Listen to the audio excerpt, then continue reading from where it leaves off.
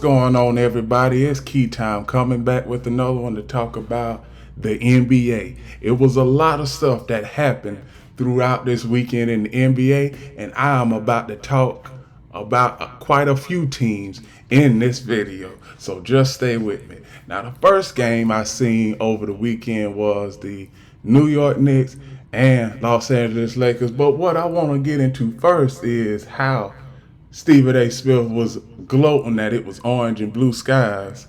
Now it's dark and gloomy skies up there in New York in Madison Square Garden. So one thing, there was two instances in that game where the New York Knicks failed to score a point. They didn't score a point within 8 minutes of the fourth quarter, and they had a whole lot of shooting droughts. Now we know Tom Thibodeau, he is an old-fashioned basketball coach, so he believes in working within the team and then shooting outside shots.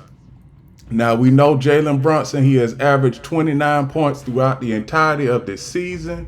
He is in the MVP conversation, so I didn't have any problem with any shot selection he took. But the thing I had the problem with was the New York Knicks were settling for outside shots throughout the entirety of the game, and then they couldn't get to the free throw line. Now most people are saying that it was the refs not making any calls for the Knicks. I don't know about that. I'm not going to say that the refs had a hand in that game, but when you look at it, the Lakers shoot 35 shots, and the Knicks only shoot 15 shots. So read between the lines, America. That's all I'm going to say. But it was a good win for the Los Angeles Lakers. Now, one thing I want to get into is the next team I want to talk about. It's the Golden State Warriors. I'm pretty sure you already knew that I was going to come with that. And Steph Curry, he is the third player in the last 2 weeks to get 60-plus points and lose the game. Now, it's good for Steph Curry, but what in the world are the other four players doing on the floor? If you are out there on the floor, you can make shots. You might not be able to make no shots like Steph Curry do back to back to back to back to back, but you can make at least a few shots.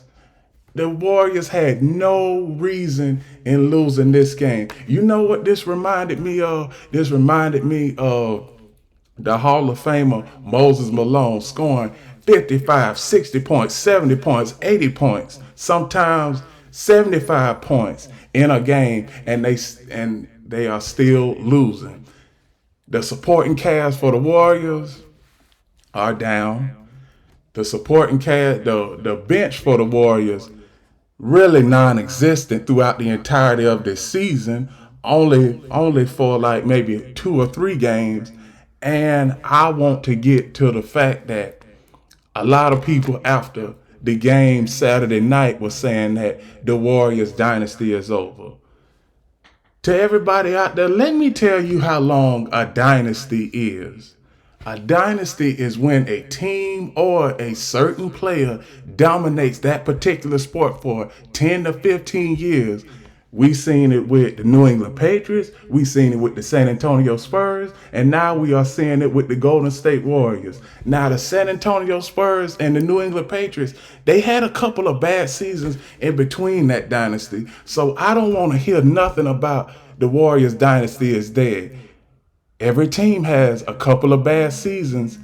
They just won a championship 2 years ago, and before that, they won a championship 3 years prior to that. So we are still in the midst of the Warriors dynasty.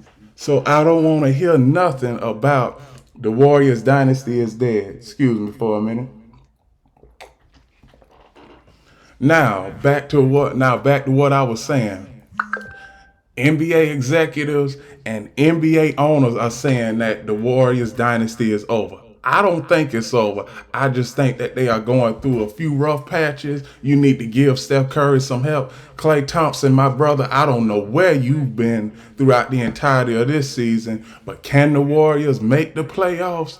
It's going to be some tough sledding because they are at the 12th spot in the Western Conference Finals. And like I say, anybody can come out of the Western Conference Finals, but it comes down to strategy. It comes down to if you got the type of big time players to show up in those big time games when you need to make the playoffs. And right now, I'm not seeing that from the Golden State Warriors. I'm not even seeing that from the teams that I'm not seeing that from. I'm not seeing it from the Warriors, the Milwaukee Bucks, the Boston Celtics. I'm going to get into y'all a little bit later on in the show, but the Boston Celtics and one thing about it, the Phoenix Suns. Now, 3 of those 4 teams I just named, they were projected to reach the conference finals or the NBA finals. But it seems like right now, it seems like they're going to have tough sled to even get out of the first round. Can you believe that? A team that is projected to blow everybody off the court is now struggling to even get to the playoffs in the Phoenix Suns, because Phoenix Suns, they are at the 7th spot right now, which means they can still make the playoffs. But do I see them getting a higher seeding? No, I don't, because you still got OKC, Minnesota Timberwolves, and you got the LA Clippers, who are now the LA Clippers. Their players are coming together. And one thing about Russell Westbrook, he is a good player. I've never spoke any ill will towards him. I'm actually happy that he is getting his playing time with the Clippers like he should have everywhere else.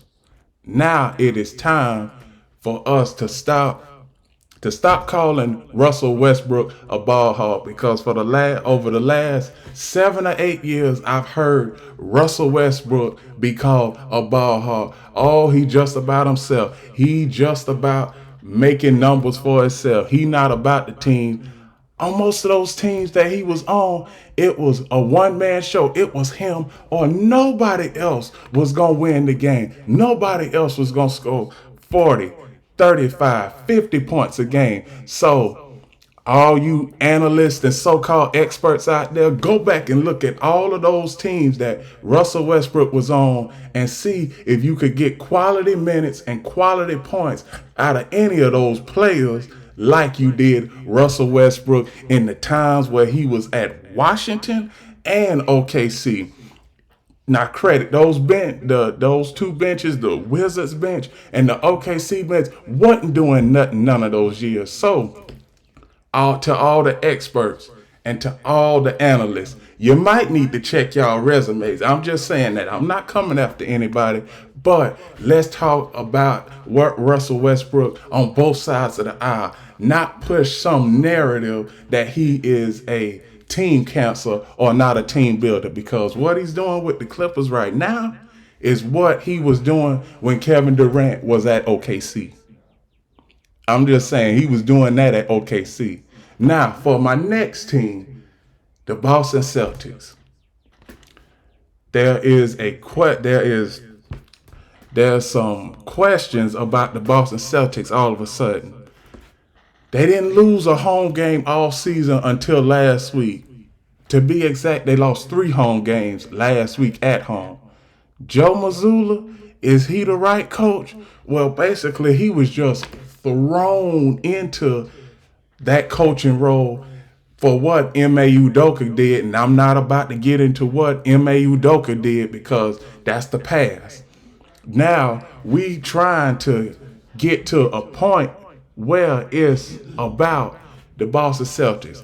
What has the Boston Celtics been deprived of? 3-point shooting and poor shot selection.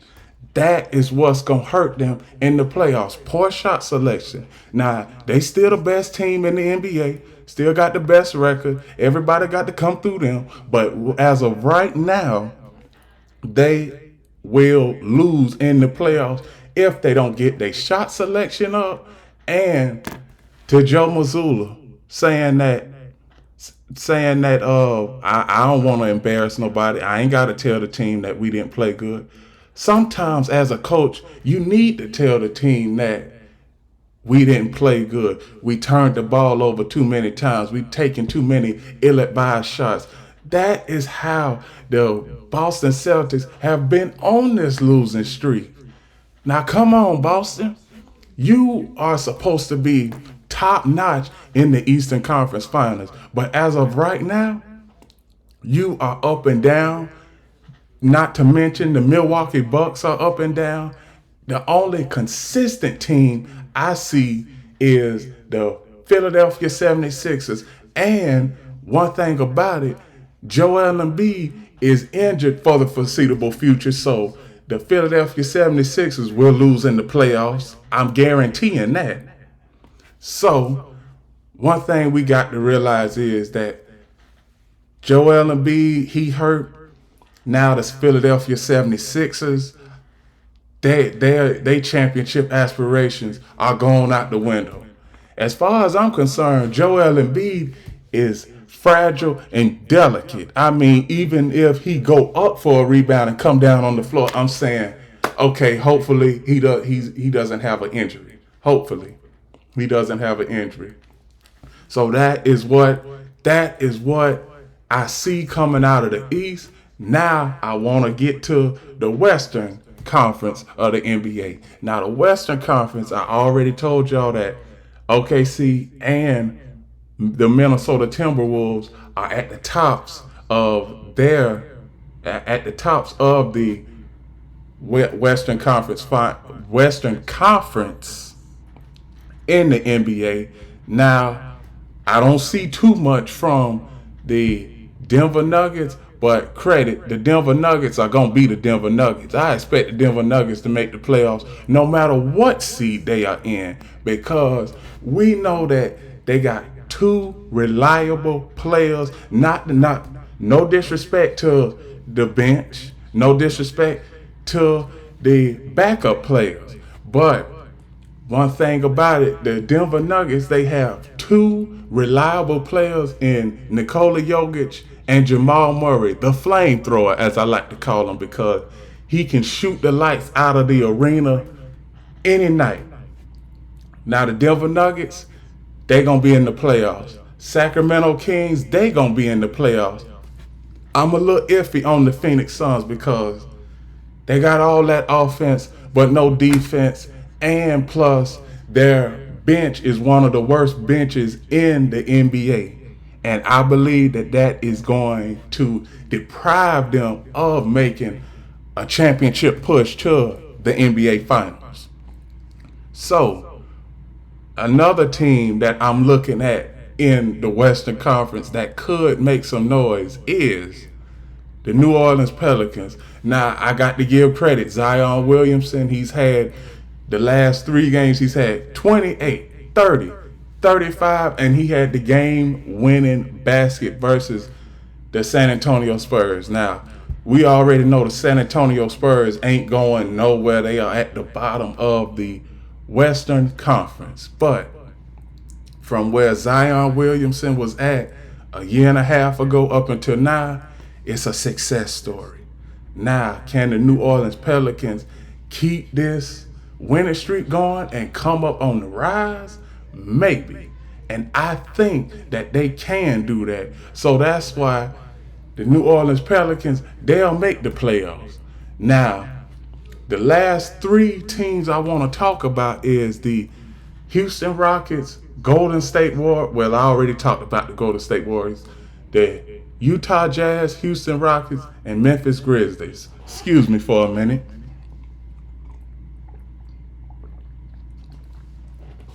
Now, the Houston Rockets, they are a young and upcoming team, so I don't expect much from them coming down the stretch. But what Ime Udoka has did, bringing all those young guys together, and they are in the thick of things, they can get to the play-in tournament. They can get into the play-in tournament. Also, one thing about it, they're the youngest team in the NBA. So they'll have some playoff experience. That's if they can get to the NBA play-in tournament. Now, as far as the Memphis Grizzlies, what I see from them, can they fight tooth and nail to get back into the play-in tournament or, the play-in tournament conversation? I don't think so. Those 25 games that Ja Morant missed really hurt the team. And we all know why he was suspended for those 25 games. I'm not going to get into all of that.